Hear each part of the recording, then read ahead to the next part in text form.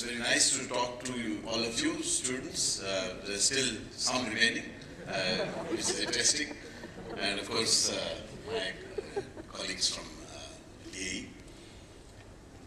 So today I will, by the way, I should also say at the outset that it's, we are sort of running quite a bit late. I don't have too many slides. I have about 10 of them, if you forget about the first and the last slide. So let me take you through those slides. So I'll be talking about the world of neutrinos. I don't know how many of you have heard this name, neutrinos. So let me show you what this means. Okay. Yeah. Okay.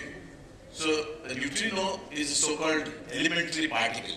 Just as we have the world made up of atoms which are of various elements, similarly, if you go down to smaller and smaller length scales, you will find that all of what we know actually consists of these so-called elementary particles. It may turn out that in future, these are not as elementary as we thought, but at the present state of our understanding, they are the fundamental building blocks of all of matter that we know. So these can be classified in two parts. There are the so-called quarks, which are strongly interacting particles. They are fractionally charged and so on, but I will not be talking about them at all. Instead, I will talk about one particular kind of lepton, so-called electron, which is the most familiar lepton, is part of the atom. So the electron is associated with the electron type of neutrino, and this is emitted during beta decay. You have probably heard of beta decay, where a neutron, let's say, transforms to a proton, an electron, and a neutrino. There are three generations of these electrons. So there are heavier cousins of the electron, the muon and the tau particle, and they have associated with them neutrinos.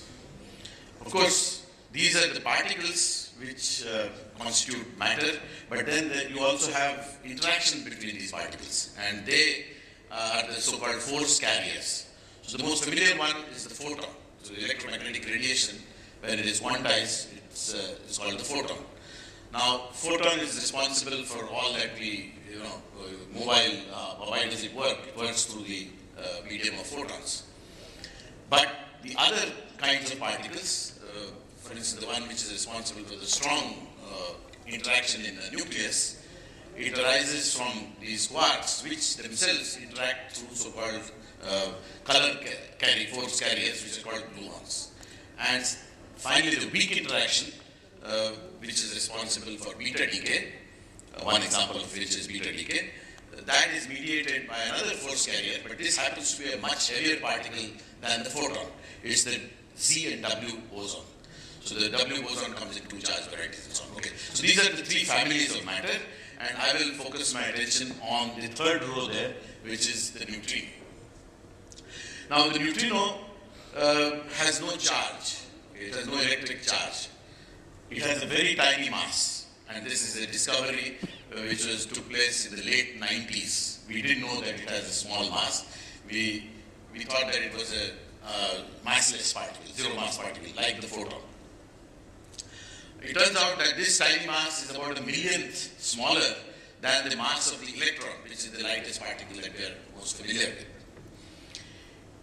It's a so-called weakly interacting particle, which means that it interacts very feebly with matter. And the cartoon there shows that a neutrino, a typical neutrino, solar neutrino or atmospheric neutrino, can easily pass through the Earth as if it were absolutely clear glass. Okay? So a neutrino can penetrate, millions of kilometers without interacting. Of course, that makes it very hard to detect as well, because it doesn't interact. However, it is not that it has zero interaction. It does have some small interaction, and that's what makes neutrino detectors generally very big, very large in size. Also, it is the second most abundant particle in the universe. The most abundant, you can guess? Anybody can guess what the most abundant particle in the universe? Photon. The photon, you are right. So this is about 3/4 of that in terms of number density. is the second most abundant of the known particles. Of course, you might have also heard that there is so-called dark matter and there is dark energy, but the particles that we know, they constitute about 4% of all the energy matter that is there in the universe. And out of that 4%, about you have about maybe 40% of that is neutrinos. Okay, this could also be holding a key to understanding why we exist. In the very early universe, it was believed that equal amounts of matter and antimatter were created. If that indeed happened, then all of that would annihilate and we wouldn't be here. So there is a very small asymmetry in terms of how much matter was created as compared to antimatter. And we still don't understand that. There is some asymmetry, I should not say antisymmetry, asymmetry in the quark sector, but that is not enough to explain the asymmetry that we see in the present universe. And that could perhaps arise from the leptonic sector. And so this is something that if we study neutrinos, we might be able to understand. A little bit of neutrino history. You all saw that the radioactivity was discovered around the end of the 19th century. About 30 years later, Pauli, who is, you might have heard in connection with the so-called exclusion principle, no two electrons can have the same state, can be in the same state.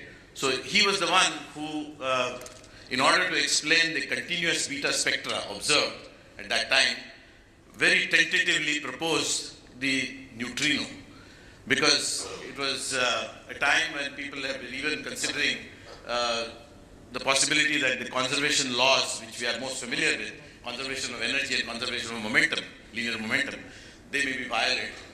However, Pauli proposed a much more modest explanation in terms of more conservative explanation, I should say, and in proposing a particle called the neutrino. However, he was a bit hesitant because he had proposed a particle which could perhaps never be detected. However, like it happens many times in the history of science, he was proven wrong about 25 years later, and the people who discovered it, the third and fourth people in the photograph below, Reines and Cohen, they sent him a telegram, and then it made him very happy that he was wrong, he was proven wrong. There are some other details which you need not worry about. There are three kinds of neutrinos, and just as Reines got the Nobel Prize for the discovery of the electron type of neutrino, Letterman, Schwartz, and Steinberger, who were the last of the three people here shown in the photographs, they got the Nobel Prize in 1988 by producing the muon type of neutrinos, that is the cousin of the muon, in an accelerator experiment. Reines had detected neutrinos which are produced from nuclear reactors. Of course, the final neutrino was also detected in an accelerator experiment at Fermilab in the US in 2001. Neutrinos have, I just said that there were two Nobel Prizes awarded to the discovery of the electron type and the muon type of neutrino. Very recently, in recent years, the Nobel Prize was also awarded for the discovery of the so-called solar neutrinos to Ray Davis and Koshiba, a Japanese scientist, who actually found signals of supernova, that means very huge stellar explosions which take place in the universe, and he found neutrinos coming out from there. Maybe there will be a slide later describing that or giving some aspects of that. In 2015, that's 3 years ago, again, two scientists got the Nobel Prize for discovering a very peculiar property, which is peculiar because it can only be explained by quantum mechanics, and also that it happens, at a scale which is not seen in other parts of physics. Like, for instance, in the quark sector also you have mixings, but in this case, in the neutrino case, the mixing is remarkably large, and this leads to the phenomenon of neutrino oscillations. What is neutrino oscillations? you start out with a particular kind of neutrino, the electron type of neutrino, and you go some distance away, and you will find that it has you will find a probability for detecting a muon type of neutrino or a tau type of neutrino. You go further ahead, let's say the length scale, the oscillation length scale, and it comes back to an electron type of neutrino. So this is a very interesting phenomenon. It can lead to many useful things which you can discover about matter and so on. So these two gentlemen got the Nobel Prize. One of them got the Nobel Prize for observing atmospheric neutrino oscillations. That means neutrinos produced in the upper atmosphere when cosmic rays interact with the upper atmosphere. And Arthur McDonnell got it for making a detector which could detect these oscillations from solar neutrinos. Now, if you want to study neutrinos, of course, you have to know what are the sources of neutrinos, and there are plenty. The sun is one of the most powerful sources of neutrinos. You have about 60 billion neutrinos passing through the tip of your finger every second. Okay? And, but of course, it doesn't do any harm. It's also, by the way, a kind of radiation. You've all heard many times during talks, alpha, beta, gamma radiation. I think one should, at this stage, at least add neutrinos. That's also a radiation, and it's an absolutely harmless kind of radiation. Okay? So, in a whole lifetime, one of these solar neutrinos may interact with the body. That's the kind of rate at which it interacts. There's a very low interaction probability. As I said, it makes it very hard to detect as well. Nuclear reactors are prolific sources of neutrinos. In fact, from the core of a reactor, the fission fragments, every fission emits on the average about 6 neutrinos. And therefore, you can just do a back of the envelope calculation. Okay, if there is a 1 gigawatt thermal reactor, it will emit of the order of 10 to the power of 20 neutrinos. Okay, 1 followed by 20 zeros. So that's a huge source of neutrinos. There is a small story which I might tell. At the time that this people were thinking about how to detect the electron type of neutrino, Reines in fact thought of using the test bomb that was going to the bomb that was going to be exploded to test this nuclear device in Los Alamos. And in fact, he had thought of a detector and so on and how it will work. Luis Alvarez, another Nobel laureate, when he got to know that he's thinking on these lines, look, Reines, I think you better not do it this way, because if your experiment fails, you won't be able to repeat it.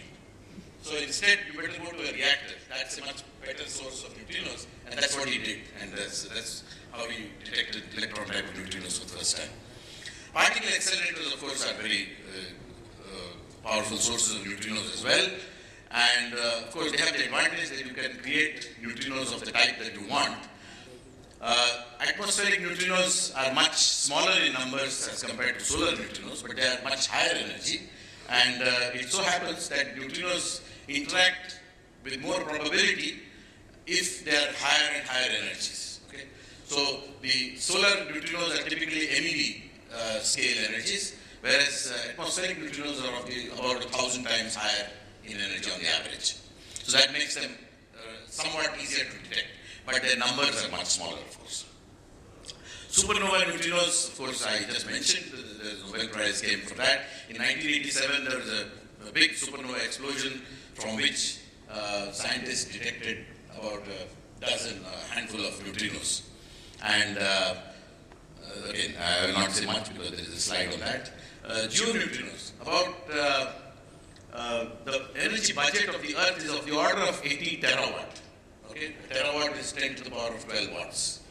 About half of that is produced, half of that budget is due to radioactive heat in the Earth. As you said, there's potassium-40, there is uranium, and its daughter products, thorium daughter products, and so on.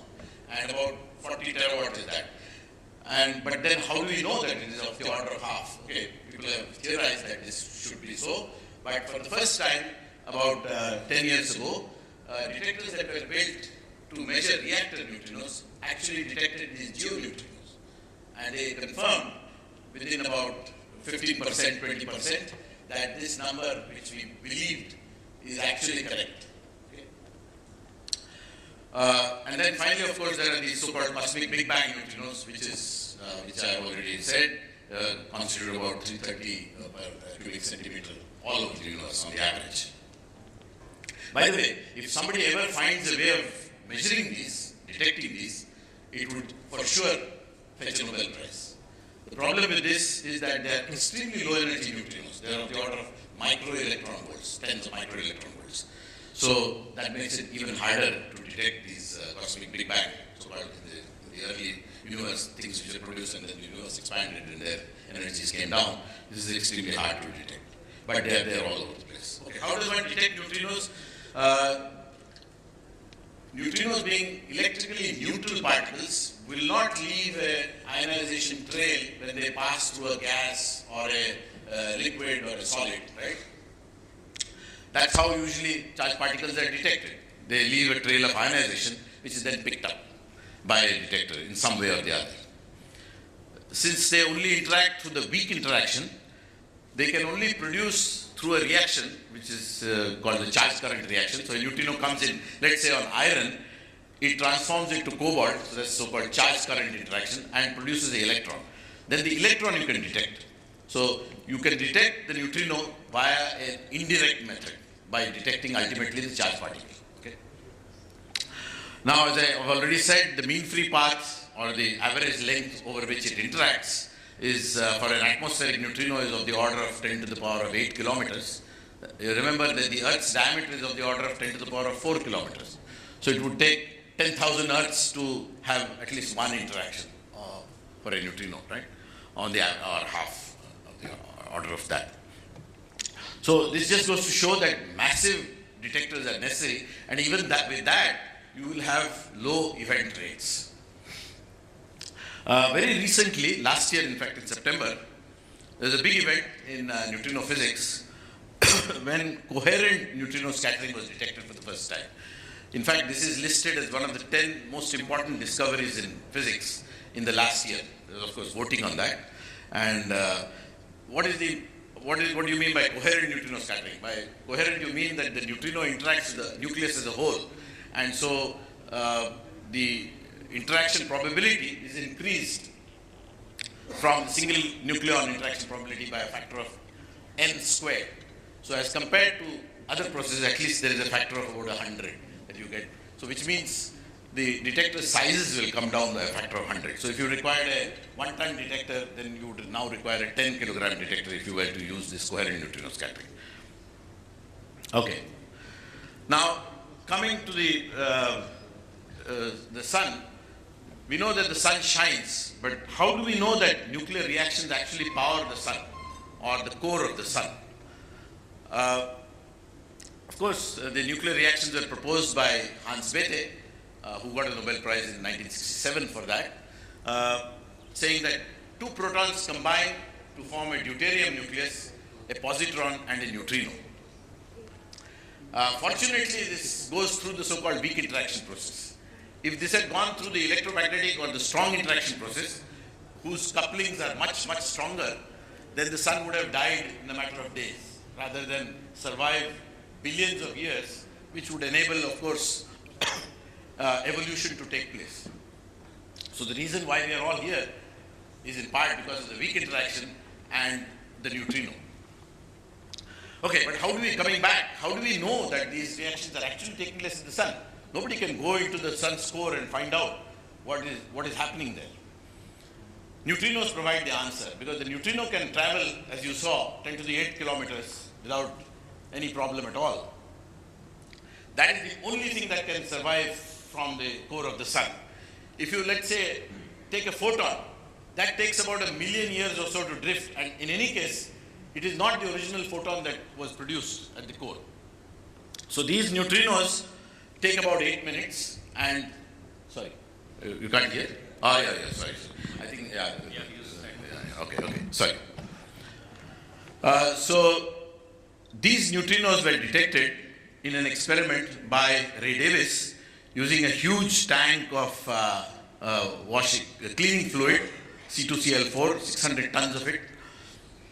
And he basically produced about half an atom of argon-37, the reaction is given there. An electron neutrino interacts with chlorine to produce an electron and 37 argon. 37 argon is radioactive. with a half-life of about a month or so, a little more than a month. So what he did was to collect these every 2 or 3 or 4 weeks and count these in a very low background setup. As a result of that, he showed that indeed you can detect these neutrinos at roughly the rate, or the order of magnitude wise it was correct, and therefore these reactions must be taking place in the sun. However, his experiments also showed that there was a small problem, that the numbers were about a third or so of what was expected. Initially, as happens many times again in sciences and other facets of our life, that this experiment was sort of not believed. People said maybe the experiment is wrong, but then when the results continued to show the same trend, then they said maybe the calculation is wrong. How do you know that it's a factor of 3? Maybe the calculation is down by a factor of 3. So in any case, the calculations were refined, and the pundits, the particle theorists, were ultimately proven to be wrong. And it turned out that there was a particle physics explanation of this shortage of neutrinos. It turned out that neutrinos oscillate. So they start out as electron neutrinos, and on the average, about only a third survive as electron type neutrinos when they reach the Earth and the detector of Davis. And the other 2/3 were actually in the form of muon type of neutrinos and tau type of neutrinos. Okay, so this, as I said, was then detected in a much better way in an experiment which completely, showed clearly that what you find missing in the electron sector, you can recover in the muon and tau sectors through the so-called neutral current interactions. But that's another story. In that experiment, which fetched the 2015 Nobel Prize for McDonald and his group, did actually show that what is missing is actually recovered. So the models are okay. Okay, now neutrinos as messengers of supernova explosions. This happened for the first time in '87. Supernova explosions that can be detected through neutrinos don't happen too often. They happen probably once in 30 or 40 years. So we are still waiting for the next one to occur. But whatever the biggest detectors at that time, in 1987, did find about a dozen or so, a little more than a dozen events. And the bulk of those were actually found in the Japanese experiment in Kamioka, which fetched Toshiba the Nobel Prize. So what happens is that essentially electrons and protons combine to give neutrons and neutrinos. And these neutrinos actually carry away almost 99% of the energy released in this huge, humongous explosion of the star in the last few minutes or so of the star's life. That ultimately leads either to a black hole or a neutron star. But the signal that this has happened can be detected very far away, because, as I said, 99% of the energy is released in the form of neutrinos.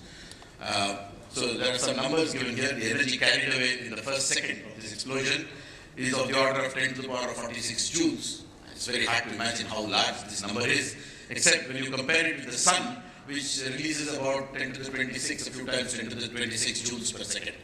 So this has released in that 1 second energy, which is 10 to the power of 20 times what the sun releases in a second. And even if you take a billion years, it's still much, much larger than what the sun releases in its whole life. Okay? So it's a huge amount of energy, and much of it is carried away by the neutrinos. Of course, now we have much bigger detectors. We have detectors which are almost 15 times that, and also different kinds of detectors. So we will be able to get much more information if a supernova explosion ever occurs in the now. Okay. Now, what are we planning here in India? We are planning to build before coming to that, let me just say that, as I said that neutrinos can be produced in the upper atmosphere when cosmic rays interact with the upper atmosphere. Now, these were actually detected for the first time in an underground lab at the Kolar Goldfields, which had the deepest mines in India. In fact, they were actually competing with Rhines for this discovery. It so happened that they published a paper which was about a couple of weeks, but that's okay. I mean, both of the Rhines group and the group at the TIFR and there's a collaboration, TIFR, Osaka State University and Durham. They made this discovery, and very soon later, Ryan has also published his work. So, after that, the collaboration got into a proton decay experiment, because that was the most exciting thing at that time. If indeed protons had decayed according to the calculations of some of the theorists, the scientists in KGF would have found that decay. Unfortunately, nature didn't follow the theorists, and it turned out that the lifetime of the proton is much, much more than, in fact, we haven't seen evidence for proton decay. People are still looking for it. That limit, for instance, has been pushed by at least 3 orders of magnitude now. In any case, that experiment went on for about 10 to 15 years, the proton decay experiment. And after that, because of sociological reasons, the polar gold fields closed down, also because of economic reasons. The gold became much more difficult to extract economically, and so that mine closed down. And now the polar gold fields, the mines are full of water. It's probably one of the big sources of water which may perhaps be used someday. In any case, around the late 90s, people in India started thinking about other possibilities. Can we make an underground lab in India? So this was the possibility that came up, that instead of going down into a mine, why not go horizontally, or more or less horizontally, into a mountain? All you need for neutrino experiments, which are very low, as I said, event rate experiments, is to have a low cosmic ray background. And if you have about a 1 kilometer cover all around of rock, then the cosmic muons are reduced in numbers sufficiently, roughly about 1 million-fold, such that now whatever few muons remain, they can be handled.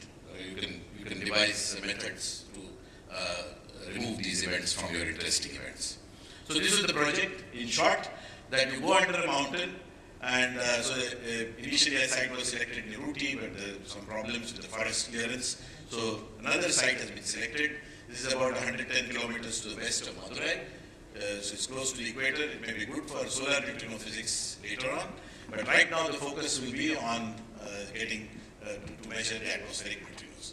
So we will make a series of caverns at the end of it, about 2 kilometer long tunnel in this mountain. And that the biggest cavern will house a 51,000 ton iron calorimetric detector. This, when built, of course, will be probably the biggest magnet in the world. And it will also have detectors in that to detect the charged particles. In this case, we are trying to measure muon type of neutrinos rather than electron type of neutrinos. They will produce muons through the so-called charge current interaction.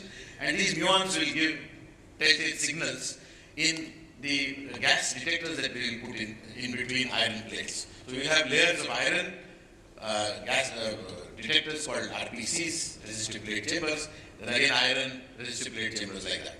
And these RPCs will give you information about both position, X, Y, and the layer number will give you Z, and they also have fast timing, so they will give you time. So you will know whether the neutrino came from the other side of the Earth or whether it came from on top of you. Okay? So that will give you the directional information, and you have also tracking information, because X, Y, Z in one, and then X, Y, Z in the next, so you can build a track. And you can distinguish between neutrinos, muon type of neutrinos, and anti-muon type of neutrinos. What is the main problem that it will address? It's one of ordering of the neutrino masses. I told you that the neutrinos have mass. We know that there are 3 mass states. It will tell us what is the order. We know that M2 is greater than M1 from an analysis of the solar neutrino experiments. But M3, we don't know whether it is smaller or larger. And this experiment will tell us within about 6 years of running, when taken in conjunction with other accelerator experiments, whether the mass M3 is larger or smaller than M1. You might say, okay, what is the big deal about having a small mass which is bigger or smaller? After all, anyway, it's about 100 million electron volts at that scale. Okay, the idea is that the accelerator experiments tell you, give you information which is mixed, which is dependent on the so-called mass ordering, but also on this asymmetry in nature, or particle-antiparticle asymmetry. It's difficult to disentangle this, except maybe in some situations. In some situations of the parameter space, it may be possible to distinguish, but in general, this would be perhaps a hard thing to do.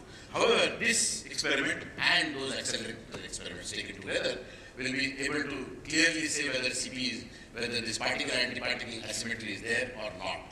And that is a very fundamental question. Okay, there are several other important questions for the future, and neutrinos provide a window, of course, we already know that the standard model is not the ultimate theory, because neutrinos have mass, and the standard model neutrinos should have all had 0 mass. So this will provide us a window to theories beyond what we know, and also there are other things that we still don't know about, and so neutrinos is a very open area of research. Is the neutrino its own antiparticle? I said neutrino and antineutrino, but really speaking, you can have a much simpler description. So there is a so-called Majorana description and Dirac description. The Majorana is simpler by a factor of 2. You need only 2 particles there, the right-handed and the left-handed. Okay, what is the absolute mass of the neutrino? We don't know. We know the difference squared through these oscillation experiments is like the beating of tuning forks.